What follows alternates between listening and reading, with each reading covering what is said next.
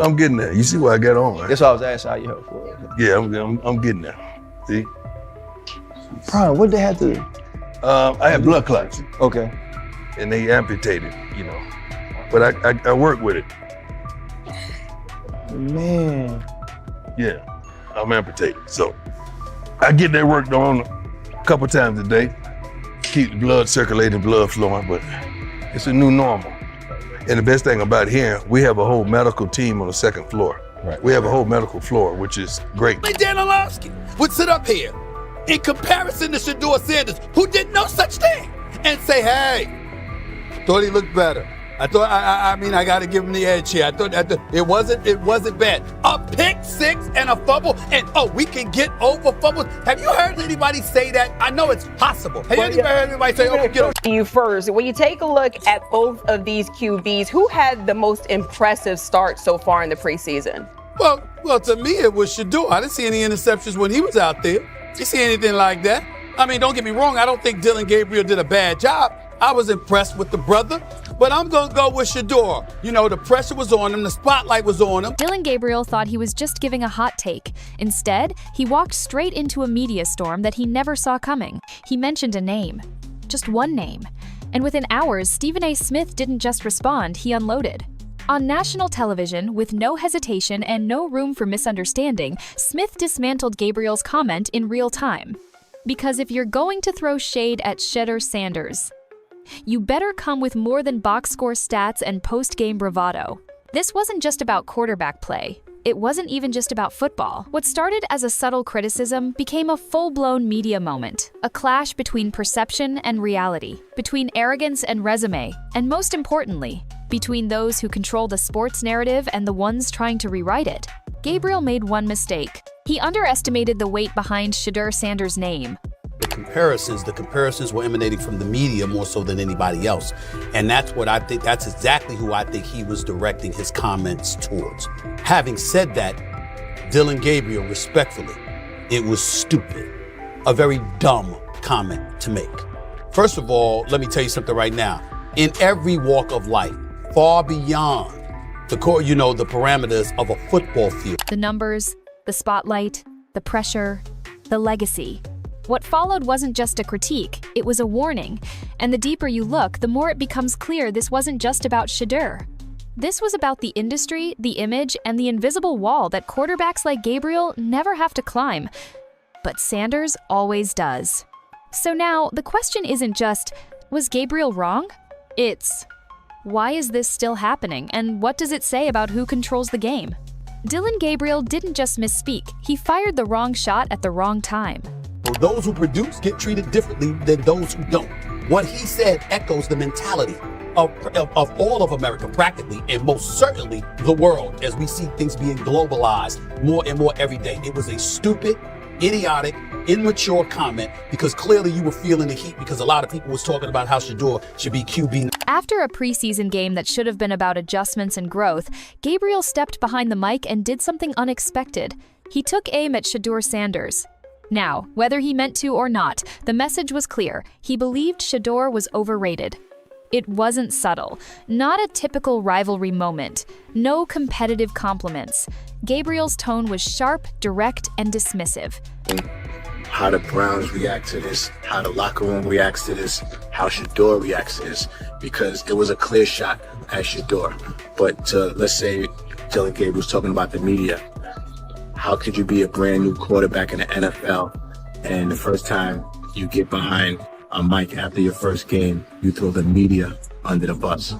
That's out of arrogance. He had something to prove and felt the spotlight slipping before it ever really found him. But Stephen A. Smith wasn't having it. At all. He called it stupid. Flat out, no sugarcoating, no, let me play devil's advocate.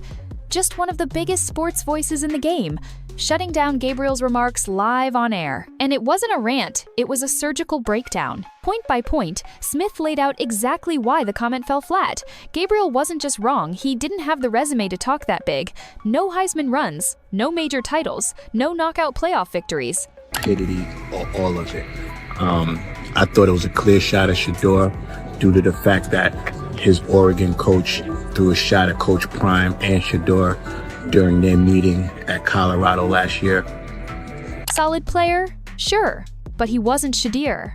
Not close, not now. Smith pointed out that while Shedeur has been carrying a rebuilding Colorado program under Deion Sanders, Gabriel has bounced between different schools, never becoming the guy on the national stage. He's good enough to flash, but not enough to carry. And yet somehow, this less accomplished quarterback felt justified in throwing shade at the one drawing all the attention, all while dealing with overwhelming media pressure week after week. But you know what? The cream rises to the top. Let's see what happens this week.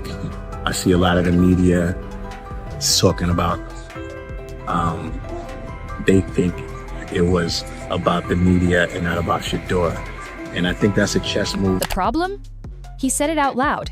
And once those words hit the microphones, Stephen A. turned them into kindling and lit the match. This reaction didn't come out of thin air. Media personalities knew what was happening beneath the surface. Gabriel wasn't just making a QB comparison. He was publicly trying to minimize one of the most watched young athletes in college football. And that touched a nerve. Because when Shedeur gets criticized, it's rarely just about football. It always feels like there's something extra behind it. Tone, timing, or motive. You know what? Still needs to thank me a little bit more for that restaurant I treated him and his family to, because it was big time, and stop embarrassing me by going places and trying to use coupons. That's how pathetic he is. The point is that a pick six and a fumble is usually considered a bad day. And this time, that extra heat sparked a fire all over sports media. Gabriel clearly felt confident in his performance. But confidence without awareness turns reckless, and targeting Shedeur, of all people, came off as insecure rather than bold. What was supposed to be a small post-game quote turned viral for all the wrong reasons. And while Gabriel might have thought he was offering commentary, Stephen A. made sure the world knew. He crossed a line. Stephen A. Smith doesn't defend people lightly. See some of them step up and make some plays out there. Ain't no way. Gabriel Ain't no way. He not built like that. No way. And this one is picked off and going back the other way. Oh my God, why did he stop playing? Now it's a foot race. And that is that. You have to earn that. And Shedeur Sanders already has. That's why, when Dillon Gabriel took his shot, Smith didn't just clap back emotionally, he pulled out the receipts. He called out something that fans and NFL scouts already see. Gabriel's numbers might look decent on paper, but they're padded by soft defenses and forgettable games. Match him against higher-level competition or postseason pressure, and the shine fades, fast. No playoff breakthrough. No signature Heisman moment. No national stage dominance when it really counted. Meanwhile, Shedeur has been doing exactly what fans say they want, from top prospects carrying a broken program, performing under pressure, and doing it all under a lens that's 10 times more intense than most young quarterbacks ever face. For the Cleveland Browns preseason game today is that the way that some white folks watched Shedeur Sanders last week is the way that some black folks were watching Dillon Gabriel today. And it's not Dillon Gabriel for Dillon Gabriel's sake. Stephen A. broke it down clearly. You can't try to humble a player who's already walked through fire to get where he is. Comparing resumes just makes the gap look bigger. Because here's the truth. Gabriel plays with freedom, low expectations, less risk, less exposure.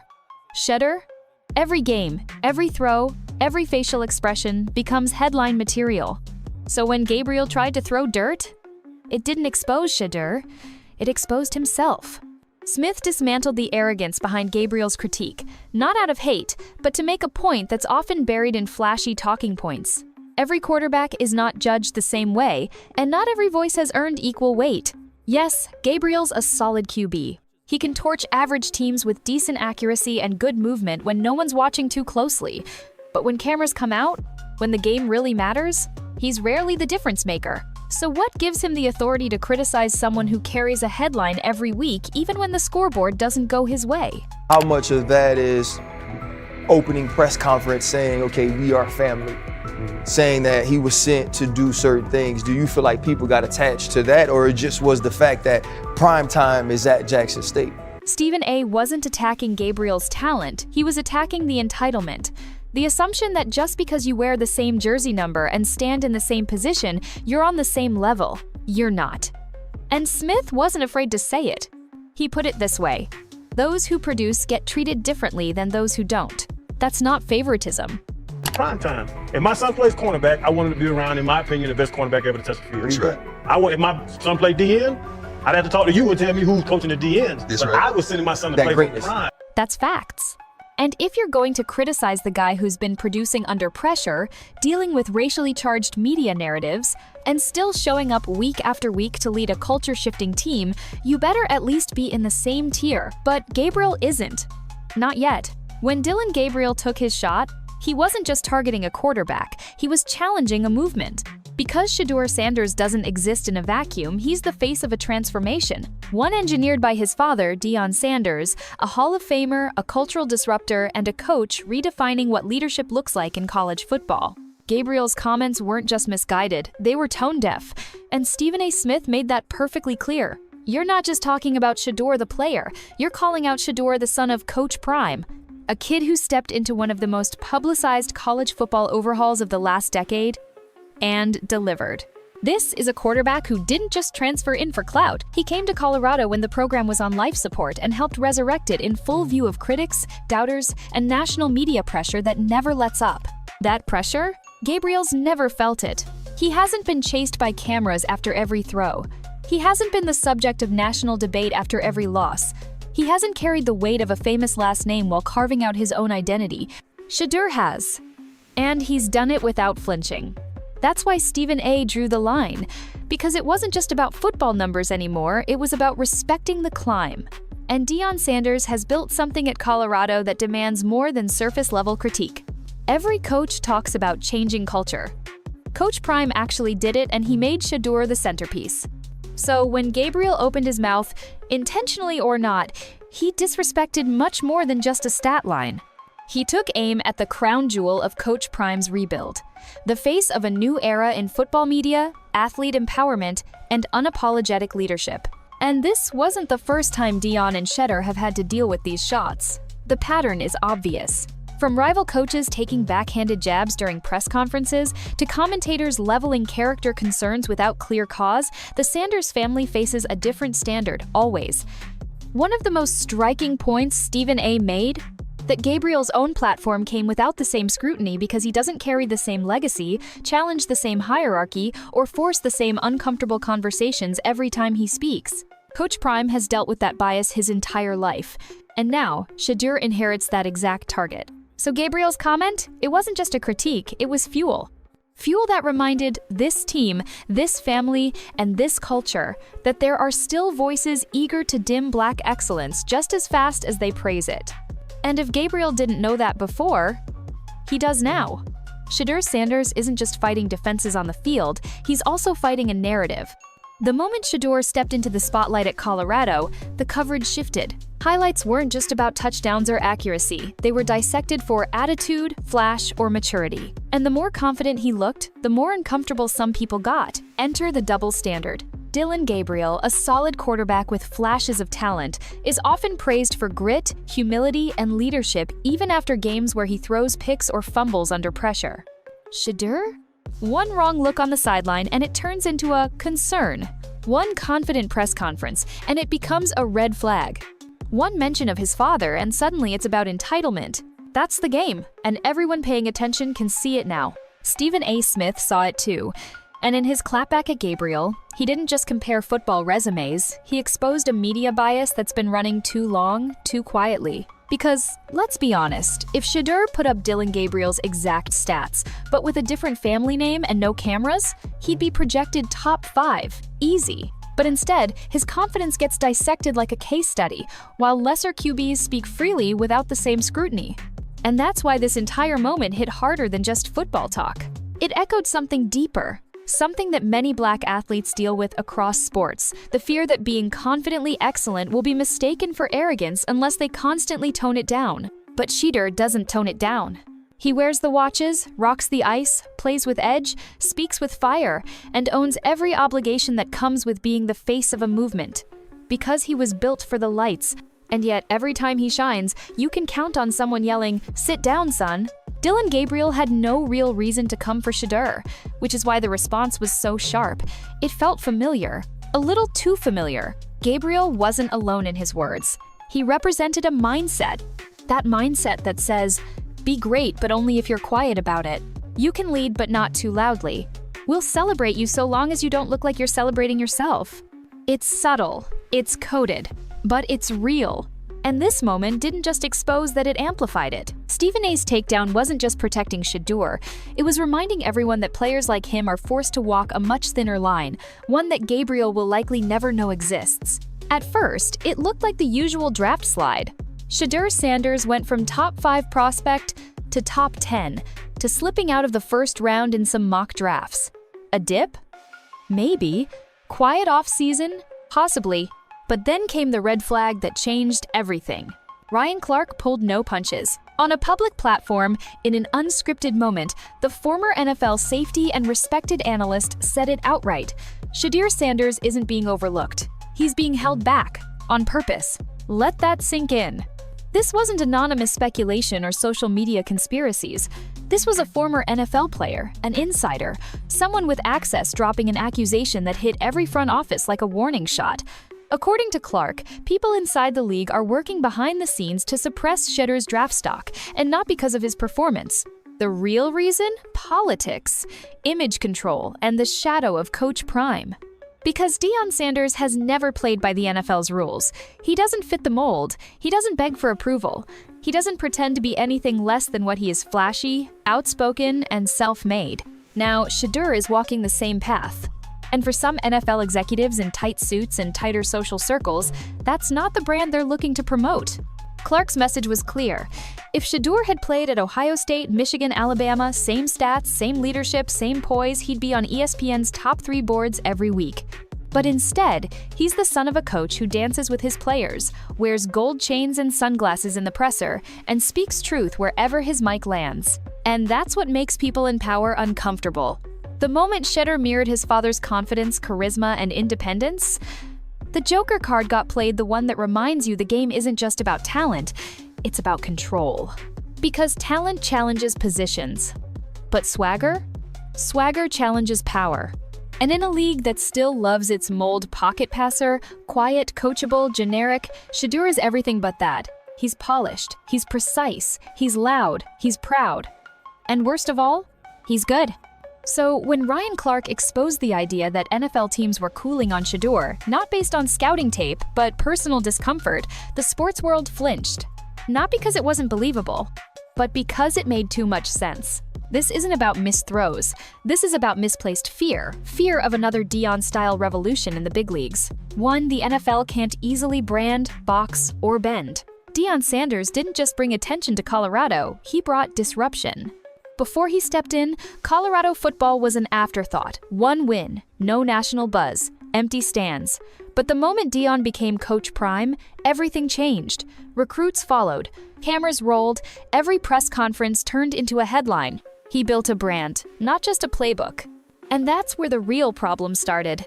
Because unlike some coaches who ease into tradition, Deion challenged it head-on. He wore sunglasses indoors, flexed the AP watch, celebrated touchdowns with his players like a father hugging his sons, spoke with clarity, purpose, and zero need for permission. That kind of visibility? It's power. And institutions hate losing control over the narrative. So when Shedeur rose to the moment and mirrored his father's fearless leadership style, the real panic began. Not because he couldn't play, but because people couldn't place him in the box they knew. You have to understand how the system works. It's not just football, it's business, branding, back-channel deals, and generational values passed between suits in closed-door meetings.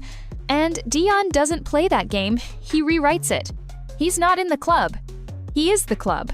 And everyone that doesn't fit into it, he invites them in anyway. But that kind of authentic, unapologetic black leadership, I mean real black leadership, not just a whispered nod to diversity, makes power circles clench up. So where do they place the pressure? On Shedeur. Suddenly, analysts who praised weaker prospects are unsure about Sanders' ceiling. Mock drafts start sliding him with no clear red flags. Executives become concerned about his demeanor. Not his game film, not his accuracy, not his poise, his demeanor. It's coded language, and Deion knows it. That's why he's not backing down when media outlets label him a hypocrite for voicing concerns about NIL chaos. When Feinbaum went after him, calling out his contradictions, It wasn't really about fairness, it was about stopping the uncomfortable voice from getting louder. Deion had the audacity to demand order in a system that's been chaotic for years. And because he said it with charisma and credibility, they came for the message by discrediting the messenger. But they're missing the point.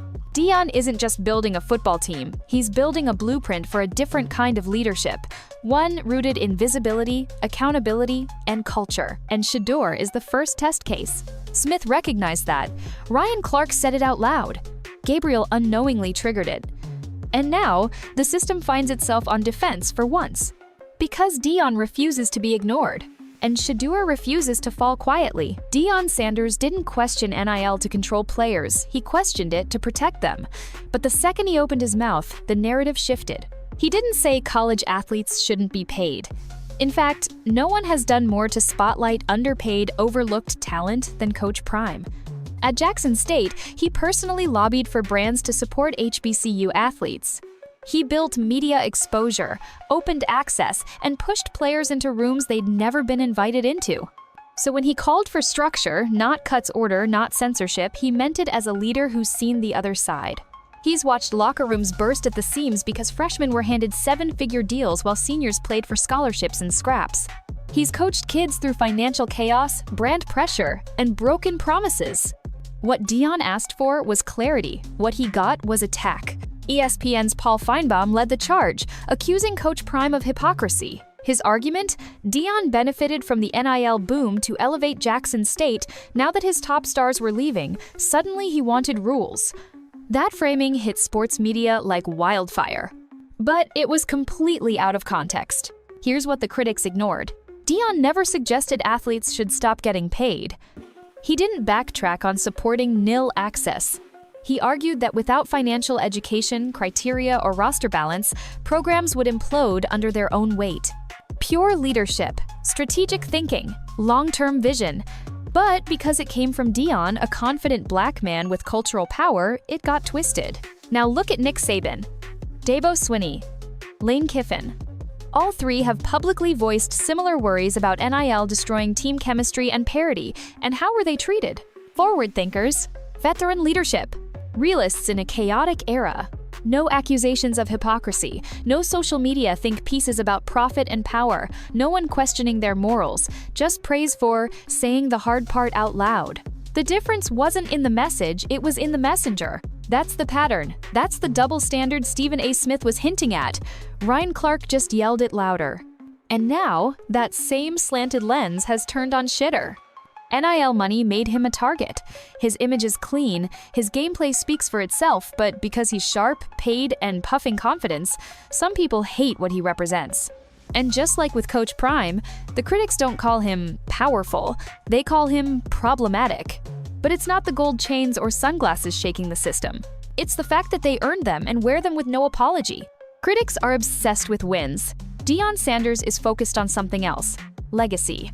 Let the media talk about betting lines and win projections. Some say Colorado might squeeze out 6 victories this season, others say less. But for Coach Prime, this was never just about the scoreboard. Because you don't measure revolution by touchdowns, you measure it by impact. And that's what Deion Sanders has delivered at Jackson State, at Colorado, and now through his son Shedeur. He's not just raising an elite quarterback, he's raising a new kind of leader. One who's authentic, one who's unafraid, and one who refuses to apologize for owning his greatness. While critics break down game film, Deion is building young men. He teaches them to demand respect, to manage money, to navigate media with elegance and fire, to pour into communities that once felt invisible to brands, announcers, and executives. Some people call that marketing, but if you talk to the players who train under him, they call it mentorship. This is what makes Shedeur different. He's not just a product of reps and QB drills. He's a mirror of a mindset that tells young black athletes, you don't have to shrink to succeed. That message makes establishment voices nervous not because it's untrue, but because it's working. Look around the locker room. Talent keeps coming. Blue chip recruits, high-profile transfers. And why? Because they want to be part of the culture Deion is building. One where accountability meets freedom. Where discipline is fused with self-expression. It's why, even without 10 wins, Colorado still dominates headlines. It's why Shedeur trending on social media still means more than box scores. And it's why Dillon Gabriel, despite the numbers, still couldn't win the media moment. Because Gabriel may be a solid quarterback, but Shedeur? He's primetime. And when you take a public shot at that, your record better be bulletproof. Stephen A. Smith said it louder than anyone. You don't touch an icon in the making without proving you're built for the backlash. Dillon Gabriel got hit with that reality. Harsh? Maybe. Deserved? Absolutely. He'll keep playing. He may even shine, but this moment will trail him a reminder that ego without elevation leaves you exposed. Meanwhile, Shedeur Sanders stands in front of a storm and doesn't blink. He's faced scrutiny. He's faced sabotage. He's faced coded critiques disguised as scouting analysis. And through it all, he hasn't cracked. He's controlled the narrative, just like his father taught him to. Because in this sport, as in life, some people chase legacy through stats. Others build it through meaning. And Dion? He's already done both. So go ahead, doubt the numbers, question the record, dismiss the flash. But if you're still underestimating Coach Prime and Shedeur Sanders, maybe the system's not broken. Maybe you just weren't ready for it to change.